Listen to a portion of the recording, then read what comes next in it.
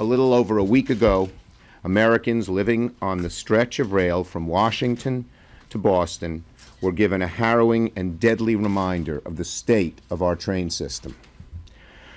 Our thoughts go out to the victims.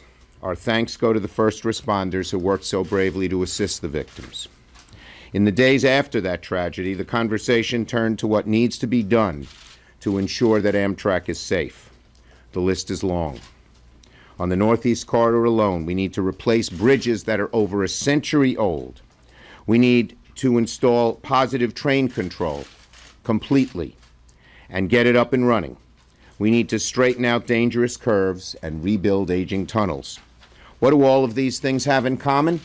They require full funding.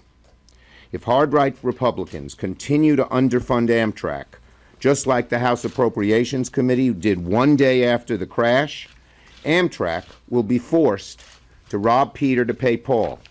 Amtrak will be forced to decide between replacing aging bridges that could become dangerous, replacing old and outdated tracks, or installing life-saving technology on board our trains.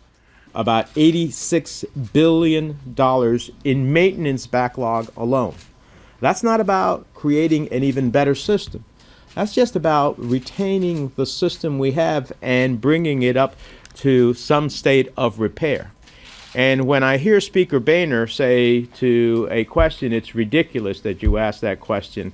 Well, actually, capital investments go to positive train control. That's a capital investment. So it's not a ridiculous question. Safety and some of the elements of safety, the deployment of technology, the deployment of other elements, it costs money, and they come from a capital account. We shouldn't be putting passengers at risk. We shouldn't be putting our economy at risk. We shouldn't be putting our nation's future at risk. We should not be cutting the appropriations that Amtrak needs this year to make steady progress towards dealing with this long accumulated backlog. This is an irresponsible path that the Republican budget in the House would take us towards in cutting investments needed for Amtrak to move us forward.